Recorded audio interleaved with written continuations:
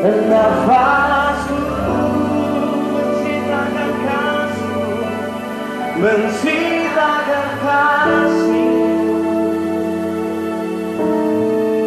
Ajarku berdiam dekat di hatimu, ajarku berdiam dan ajarku berdiam dekat di hatimu.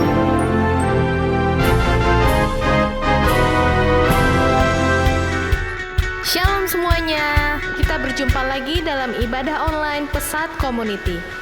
Saya percaya saat kita mengikuti ibadah ini, kita diberkati oleh Tuhan. Hari ini kita akan memuji, menyembah, mendengarkan firman Tuhan, dan berdoa. Ada beberapa tips mengikuti ibadah secara online. Pertama, konsentrasi. Fokus pada ibadah dan jangan biarkan perhatian Anda beralih ke hal yang lain. Kedua, ikut terlibat dalam pujian dan penyembahan. Mari hadirkan atmosfer surgawi di rumah Anda. Ketiga, buka hati dan perhatikan khotbah. Percaya bahwa hadirat Tuhan hadir di dalam rumah Anda. Dan keempat, mari ikuti ibadah sampai akhir. Jadikan rumah kita sebagai rumah ibadah. Selamat mengikuti ibadah. Tuhan Yesus memberkati. Selamat pagi, Bapak dan Ibu, saudara-saudari yang dikasihi oleh Tuhan. Hari ini kita akan bersama-sama beribadah secara online seluruh keluarga besar Pesat se-Indonesia. Hari ini kita akan sama-sama menaikkan pujian kita. Yesus ku cinta kau, Yesus ku cinta kau.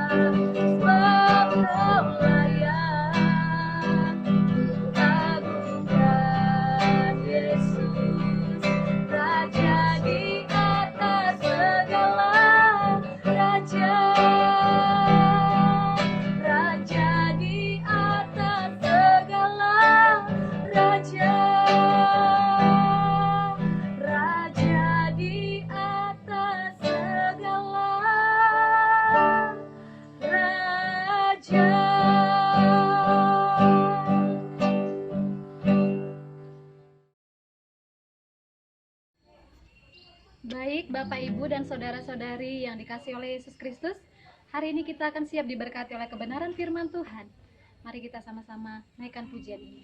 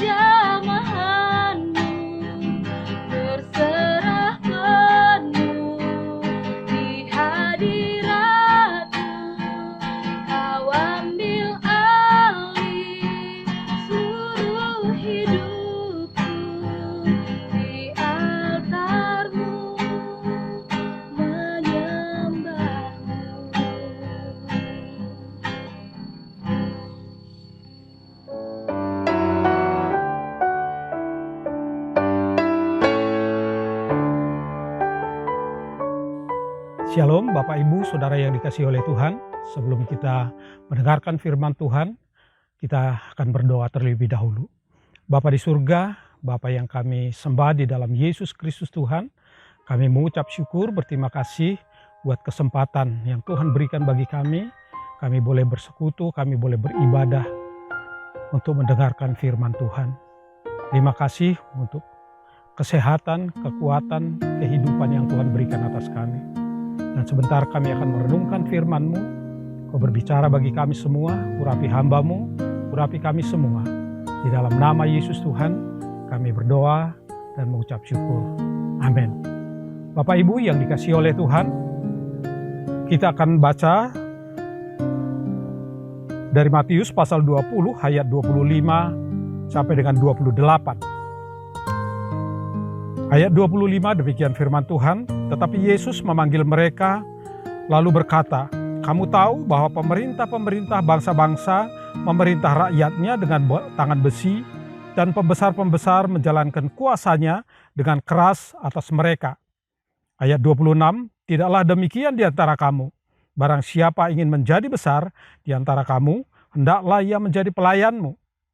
Dan barang siapa ingin menjadi terkemuka di antara kamu, hendaklah ia menjadi hambamu. Sama seperti anak manusia datang bukan untuk dilayani, melainkan untuk melayani dan untuk memberikan nyawanya bagi tebusan bagi banyak orang. Saudara yang dikasihi oleh Tuhan,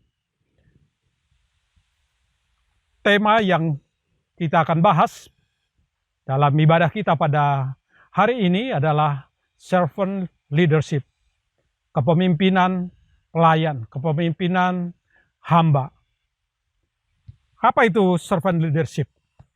Servant leadership atau kepemimpinan pelayan adalah suatu kepemimpinan yang berawal dari perasaan tulus yang timbul dari dalam hati untuk melayani, menempatkan kebutuhan pengikut sebagai prioritas, menyelesaikan sesuatu bersama orang lain dan membantu orang lain dalam mencapai suatu tujuan bersama. Servant leadership pertama kali dikenal melalui tulisan daripada Robert Greenleaf tahun 1970 dalam bukunya The Servant of Leader. Tetapi dalam perenungan kita hari ini saya tidak akan membahas konsep tersebut, tapi kita akan melihat apa yang menjadi konsep Tuhan Yesus tentang servant leadership. Apa kata Tuhan Yesus tentang servant leadership? Kalau kita sudah dari pembacaan kita tadi, di dalam ayat-ayat yang kita sudah baca tadi, Tuhan Yesus memberikan ada dua tipe kepemimpinan kepada murid-muridnya. Ayat 25 dikatakan di situ ada pemimpin tangan besi, ada pemimpin yang keras, memimpin bangsa-bangsa. Dan ini sama dengan pemimpin otoriter. Kemudian ayat 26 dan 27 dikatakan di sana adalah pemimpin pelayan dan hamba. Servant leadership. Oleh sebab itu dalam ayat yang ke-28 kita perhatikan bahwa Yesus sendiri menjadi model kepemimpinan pelayan dan pelayan hamba itu. Oleh sebab itu kita mau belajar dari apa yang Tuhan Yesus sampaikan kepada kita dalam ayat 26 dan 27. Bahwa Yesus berbicara tentang servant leadership. Yaitu kepemimpinan pelayan atau hamba. Yesus bukan berbicara tentang kedudukan atau posisi. Tetapi dia berbicara tentang bagaimana seseorang menjadi pemimpin, tetapi pemimpin yang melayani, pemimpin yang menjadi seorang hamba. Yang pertama ayat 26, firman Tuhan mengatakan bahwa Yesus mengatakan kalau menjadi besar harus menjadi pelayan. Kata pelayan berasal dari kata benda diakonos yang artinya pelayan atau pembantu. Dalam kamus besar bahasa Indonesia mengatakan bahwa pelayan itu adalah membantu, menyiapkan, mengurus atau apa yang diperlukan oleh orang lain atau melayani orang lain. Oleh sebab itu dari pengertian ini kita bisa melihat bahwa pelayan ialah membantu, menyiapkan dan mengurus apa yang diperlukan oleh orang lain. Dalam hal ini jelas bahwa fungsi pelayan adalah membantu orang lain menyiapkan apa yang menjadi keperluan, dan jika dalam konteks kelompok maka seorang pelayan dia juga mesti harus mengerjakan apa yang menjadi kepentingan kelompoknya ataupun organisasinya. Artinya bahwa kalau kita perhatikan dalam ayat 26 ini, bahwa Yesus mengatakan bahwa seorang tidak bisa menjadi seorang pemimpin atau menjadi seorang yang besar di antara orang lain jika ia tidak menjadi seorang pelayan terlebih dahulu. Membantu, menyiapkan, dan mengurus apa yang diperlukan oleh orang lain atau kepentingan orang lain. Bapak Ibu yang dikasihi oleh Tuhan, apa sih menjadi karakteristik daripada seorang pelayan? Kita akan melihat ayat firman Tuhan dalam Filipi pasal 2 ayat 3 dan 4. Filipi pasal 2 ayat 3 dan 4, demikian firman Tuhan ayat 3. Dengan tidak mencari kepentingan sendiri atau puji-pujian yang sia-sia. Sebaliknya hendaklah dengan rendah hati yang seorang menganggap yang lain lebih utama daripada dirinya sendiri. Ayat 4, dan janganlah tiap-tiap orang hanya memperhatikan kepentingannya sendiri, tetapi kepentingan orang lain juga. Kalau kita melihat dari dua ayat ini, menjadi karakteristik daripada seorang pelayan itu adalah yang pertama adalah rendah hati.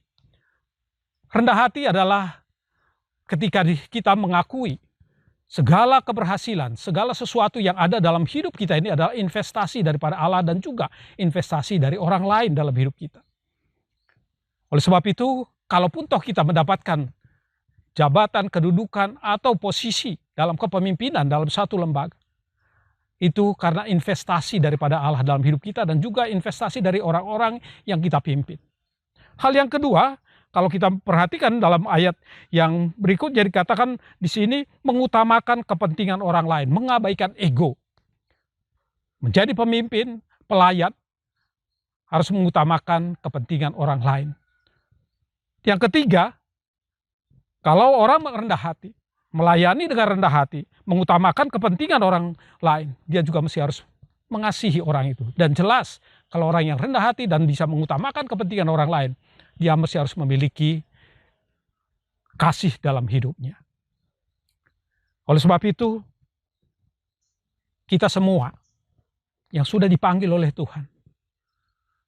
Kita adalah pemimpin-pemimpin yang dikatakan di sini adalah pemimpin pelayan. Yaitu pemimpin-pemimpin yang mesti harus memiliki kerendahan hati, mengutamakan kepentingan orang lain terlebih dahulu daripada kepentingan kita, dan mengasihi mereka. Yang kedua, ayat 27, Tuhan Yesus mengatakan, barang siapa ingin menjadi terkemuka, dia harus menjadi hamba. Kata hamba berasal dari bahasa Yunani doulos, yang berarti hamba, pegawai raja, orang yang bergantung pada atau bergantung kepada tuannya. Dalam kamus bahasa Indonesia, hamba artinya abdi, budak belian. Jadi kalau berbicara tentang abdi, itu biasanya dipakai dalam bahasa di keraton, mengabdi kepada sultan, memberikan hidupnya untuk melayani sultan walaupun tidak dibayar. Saya baca beberapa artikel bahwa mereka tidak digaji tetapi mereka mau melayani. Bahkan kan gajinya cuma hanya mungkin sekitar 15.000 satu bulan, tetapi mereka tetap setia melayani sultan, melayani tuannya. Dan ini yang dikatakan abdi, ini yang dikatakan hamba. Dalam ensiklopedia Alkitab masa kini memberi penjelasan budak, hamba atau pelayan artinya seseorang bekerja untuk kepentingan orang lain untuk melaksanakan kehendak orang itu. Artinya bahwa ayat 27, Matius pasal 27, Matius 20 ayat 27 menjelaskan bahwa seorang menjadi pemimpin atau yang menjadi orang terkemuka adalah seorang hamba atau seorang budak. Ia tidak bekerja untuk dirinya sendiri, tidak juga untuk keperluan atau kepentingannya sendiri, tetapi selalu untuk kepentingan tuannya. Bagaimana karakteristik seorang hamba? Kita kembali kepada Filipi pasal 2. Saya akan bacakan ayat 6 dan ayat 7. Filipi pasal 2 ayat 6 dan ayat 7, demikian firman Tuhan. Walaupun dalam rupa Allah, tidak menganggap kesetaraan dengan Allah itu sebagai milik yang harus dipertahankan, melainkan telah mengosongkan dirinya sendiri dan mengambil rupa seorang hamba dan menjadi sama dengan manusia. Karakteristik seorang hamba. Kalau kita lihat dari pembacaan kita dalam Filipi pasal 2 ayat 6 dan 7 ini adalah melepaskan hak. Seorang pemimpin, seorang seorang pemimpin sebagai hamba, dia harus rela melepaskan haknya. Hak hak untuk hidup bermewah-mewah mungkin, hak untuk tinggal di kota, hak untuk tinggal di tempat-tempat yang lebih ramai. Tetapi kita bisa mengabaikan itu, kita bisa melepaskan itu dengan mau tinggal, melayani di desa, di pedalaman, di hutan yang jauh dari keramaian, jauh dari transportasi, jauh dari komunikasi. Hamba, dia mesti harus melepaskan hak. Hal yang kedua, seorang hamba, karakteristik seorang hamba adalah mau membayar harga. Seperti Matius pasal 20 ayat 28, Yesus sendiri mau berkorban untuk menebus dosa kita. Dan Markus pasal 10 ayat 45 juga dikatakan, aku datang bukan untuk dilayani tetapi melayani, bahkan untuk memberikan nyawa bagi orang-orang sebagai pengampunan dosa. Bapak Ibu yang dikasihi oleh Tuhan, menjadi pertanyaan, siapakah servant leadership itu? Kepemimpinan, siapakah pemimpin pelayan dan pemimpin hamba itu? Bapak Ibu Saudara yang dikasihi oleh Tuhan, saya mau mengingatkan kembali bahwa kita punya mission statement. Pesat memiliki mission statement, yaitu memuridkan anak desa seutuhnya untuk mencapai puncak potensinya. Memuridkan anak desa seutuhnya untuk mencapai puncak potensinya. Memuridkan adalah membimbing anak yang jauh dari Kristus, supaya dekat kepada Kristus dan menerima dan percaya kepada Kristus sebagai Tuhan dan Juru Selamat, serta menolong anak bertumbuh menjadi serupa dengan Kristus. Dan seutuhnya adalah mencakup aspek roh, jiwanya, tubuhnya, dan hubungannya dengan orang lain. Jadi anak-anak masih harus dipersiapkan untuk dalam kehidupannya secara utuh. Kemudian dikatakan supaya mencapai puncak potensinya, menolong mereka sampai mereka bisa menemukan potensi yang ada dalam hidupnya untuk bisa dikembangkan. Bapak, Ibu, Saudara yang dikasihi oleh Tuhan, hal ini bisa terwujud dan hal ini bisa terjadi. Mission statement ini menjadi kenyataan jika ada hamba-hamba Tuhan yang mau melayani anak-anak ini dengan kerendahan hati, dengan mengutamakan kepentingan anak-anak ini, yaitu supaya anak-anak ini bisa mencapai puncak potensinya. Kita mesti harus mengutamakan kepentingan mereka. Kita juga mesti harus menolong mereka sampai mereka bisa mencapai puncak potensinya. Dan itu dibutuhkan kerendahan hati, dibutuhkan hati yang mengasihi, dibutuhkan untuk melepaskan hak dan mau bayar harga untuk kepentingan anak-anak yang kita layani. Bapak Ibu yang dikasihi oleh Tuhan, semua tugas ini adalah tugas seorang pemimpin pelayan. Untuk mewujudkan mission statement pesat dibutuhkan pemimpin-pemimpin yang punya hati seperti hati seorang pelayan, seorang hamba. Yaitu mau mengutamakan kepentingan anak terlebih dahulu daripada kepentingan kita sendiri. Dan saya tetap mau mengapresiasi semua rekan-rekan yang sudah berjuang di garis depan pelayanan ini. Saudara-saudara yang ada di Papua, ada di Maluku Utara, ada di Sumatera Utara, di Sulawesi Tengah, di Gorontalo, di Sulawesi Selatan. Ada di Kalimantan Timur, ada di Kalimantan Utara, di Kalimantan Barat. Ada di NTT, di Sumba. Ada di Jawa Tengah, ada di Jawa Timur. Ada yang di Lampung, Sumatera Selatan, Sumatera Utara. Ada di Sumatera Barat. Ada juga di Riau, di Aceh. Bahkan kita juga melayani suku-suku yang terasing. Ada di tengah-tengah hutan sana. Dan saudara sudah memberikan hidup saudara. Mau bayar harga. Melepaskan hak-hak saudara yang masih harus bisa tinggal di tempat yang enak mungkin di rumah kita. Tetapi mengabaikan itu semua untuk menolong, untuk mengutamakan kepentingan anak-anak yang ada di desa, di daerah-daerah di mana kita melayani. Saudaraku yang dikasihi oleh Tuhan, ini semua sudah kita lakukan dan akan terus kita lakukan. Makanya kita masih harus memiliki hati seorang pemimpin sebagai pelayan dan sebagai hamba. Bukan hanya apa yang sudah kita lakukan selama ini, tetapi akan kita lakukan lagi terus-menerus sampai kita melihat Tuhan dimuliakan dalam setiap kehidupan anak-anak ini, desa-desa yang kita layani. Bahkan juga di masa-masa pandemi COVID-19 ini pun, beberapa saudara-saudara kita sudah melakukan, melayani, menghamba untuk memenuhi kebutuhan daripada orang-orang yang terdampak COVID-19. Seperti apa yang dilakukan oleh rekan-rekan kita dari KPO Pesat di Jakarta. Mereka dengan rendah hati, dengan penuh kasih, mengutamakan kepentingan orang-orang yang membutuhkan, bahkan membutuhkan kebutuhan sehari-hari.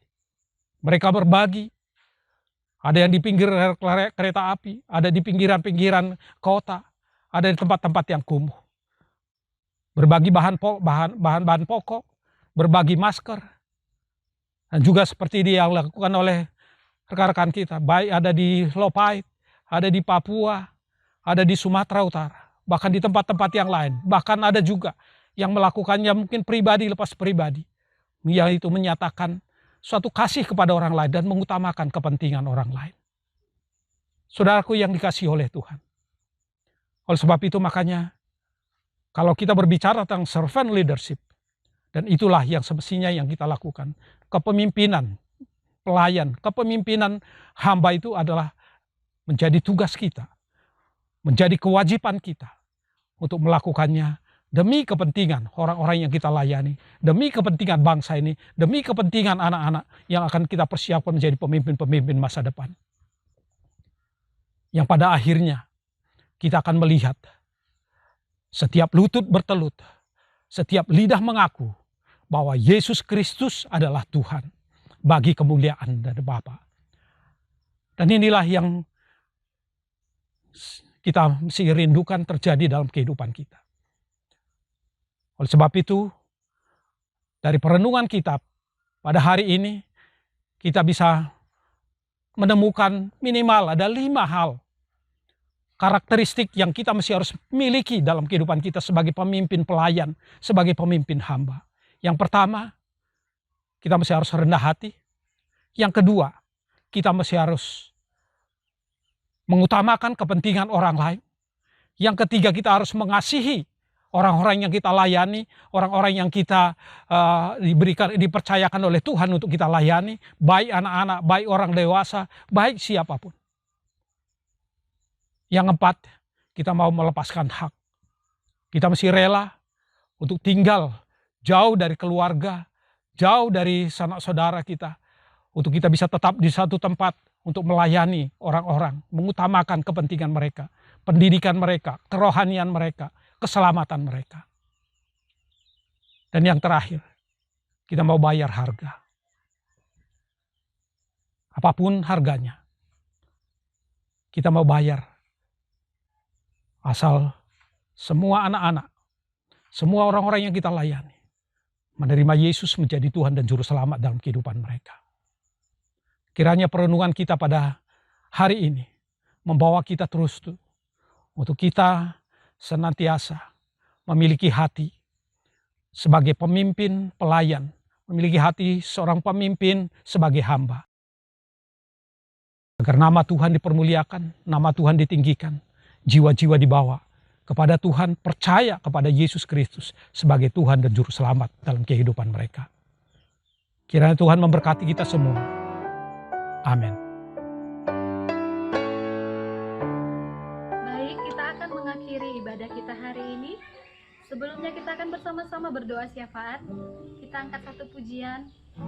Kau selalu ajaib bagi kami, Tuhan.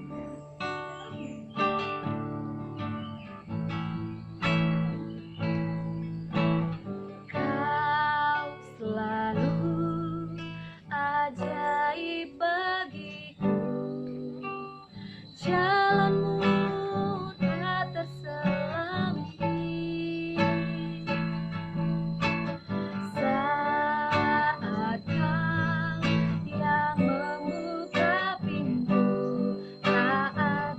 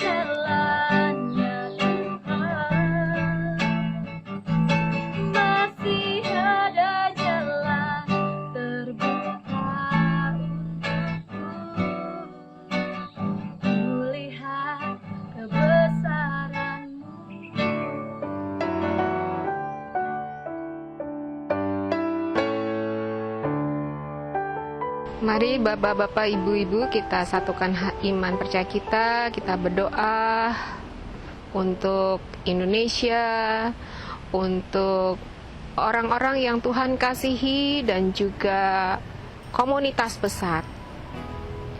Bapa, kami bersyukur, terima kasih untuk kesempatan ini. Terima kasih untuk firman yang boleh kami dengar. Engkau mengajarkan kepada kami untuk melayani, mengajarkan kepada kami untuk rendah hati. Pada situasi COVID ini, Engkau mengajarkan banyak buat kami, Bapak. Kami berdoa dengan adanya COVID ini, Engkau mengadakan pemulihan buat setiap kami, Tuhan. Pemulihan untuk family altar, pemulihan secara pribadi individu berhubungan dengan Engkau, Tuhan, membangun hubungan kembali, dan apa yang selama ini mungkin kami lalai, kami mohon pengampunan-Mu juga, Tuhan. Mohon pengampunan atas segala kesombongan kami, kesoktahuan kami, kadang kami merasa lebih pintar, padahal kami tidak ada apa-apanya.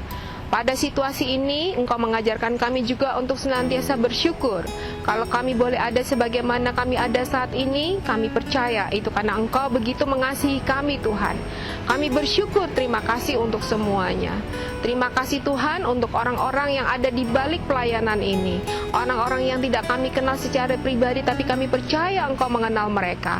Berdoa untuk para sponsor kami, berdoa untuk para donatur kami. Mereka juga punya beban yang berat, Tuhan. Kami mohon lawatan-Mu untuk setiap pribadi lepas pribadi, baik itu pengusaha, baik itu pekerja, atau siapapun. Engkau mengenal mereka, apa yang telah mereka tabur buat pelayanan pesat. Kami percaya Engkau perhitungkan, dan nama mereka ada di dalam hatimu, Tuhan. Kami mohon lawatan-Mu, Tuhan. Engkau perhitungkan apa yang telah mereka tabur tidak akan pernah kembali dengan sia-sia. Engkau berikan mereka hikmat, pewahyuan dalam situasi ini, sehingga mereka boleh mendapatkan pencerahan bagaimana mereka harus mengatasi situasi ini dengan cara-Mu, Tuhan. Buka mata hati mereka untuk lebih jelas lagi melihat jauh ke depan apa yang hendak Engkau lakukan buat negeri kami, buat usaha mereka, buat pekerjaan mereka. Di dalam nama Tuhan Yesus Kristus, kami percaya saat semua orang-orang yang mengasihi Engkau melekat kepadamu, ada jalan keluar dalam situasi apapun.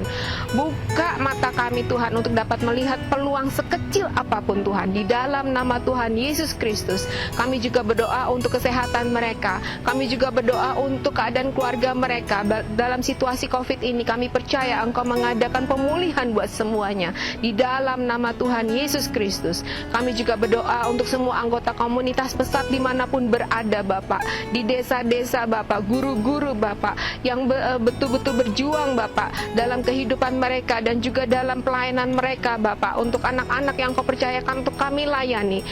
Kami bersyukur, Tuhan, apa yang telah Engkau izinkan untuk kami alami. Kami bersyukur karena ternyata kami boleh ada sebagaimana kami ada saat ini itu karena kasih-Mu, Tuhan. Di dalam nama Tuhan Yesus Kristus, Engkau menyertai kami di dalam segala kesulitan kami. Engkau menyertai kami, Tuhan, di dalam segala ketidakberdayaan kami, dan Engkau berikan hikmat bagaimana kami terus menjadi berkat di tengah-tengah pandemi ini, Tuhan, dan juga mendidik anak-anak kami dengan cara yang selama ini tidak pernah dapat kami pikirkan, namun Engkau tunjukkan jalannya. Terima kasih Tuhan Yesus, terima kasih. Terima kasih juga untuk topangan malaikat-malaikat surgawi yang Engkau kirim melalui orang-orang yang ada di sekeliling kami, Tuhan. Untuk orang-orang desa yang mau bersehati, yang mau betul-betul, Tuhan, menopang pelayanan ini. Terima kasih, Tuhan. Memberkati setiap mereka, Tuhan.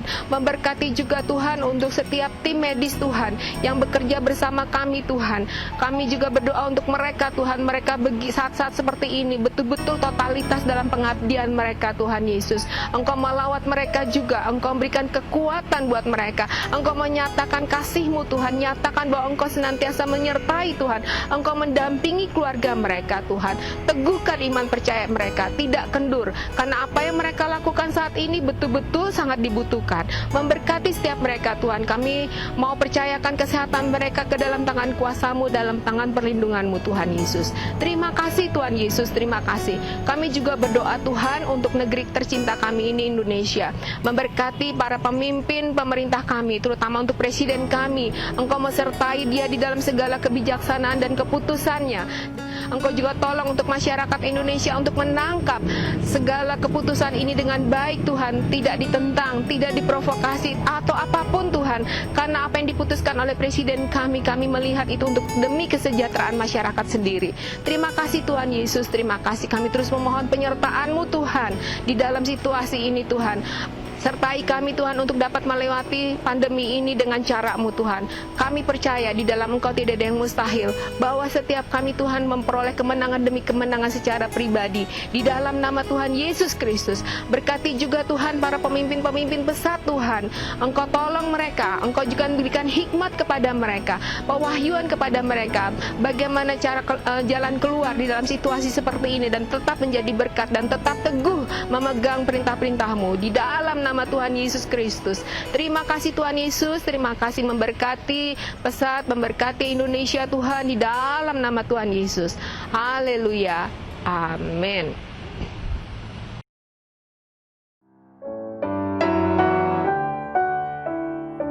Untuk mengakhiri ibadah kita pada hari ini, mari kita berdoa.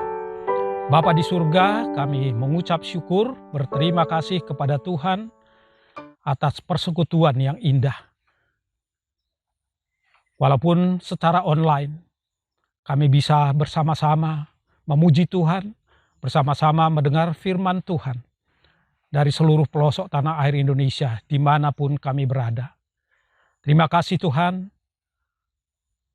kalau hari ini kami boleh belajar, bagaimana kami juga supaya kami menjadi seorang pemimpin pelayan, seorang pemimpin yang menghamba, servant leadership.